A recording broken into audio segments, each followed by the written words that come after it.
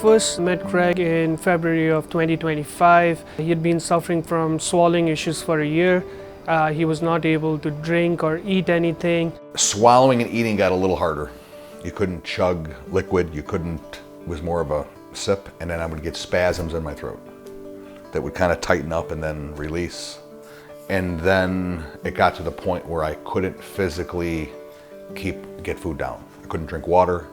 I probably lost about 35 pounds. Very often this condition initially gets misdiagnosed as a reflux disease, but despite medications he was not improving, and which led to further investigation and therefore a diagnosis of achalasia.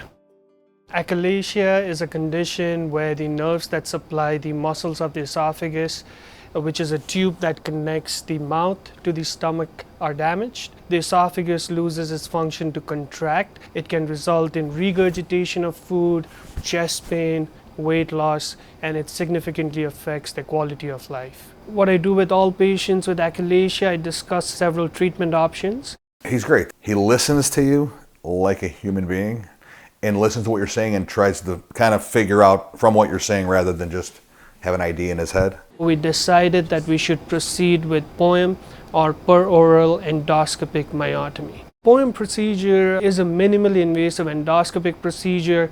We use an endoscope, which is a flexible tube that goes down the mouth. We reach the lower part of the esophagus and we carefully dissect the muscles in the lower part, thereby releasing that tension and letting the food to go down easily.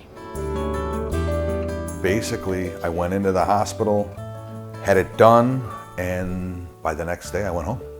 Everything kind of settled down and I was eating soft food within 24 hours. And I was eating solid everyday food within probably 3 days, 3 to 4 days. And subsequently he's been doing very well. He's being able to eat without any restrictions. He's put on his weight back.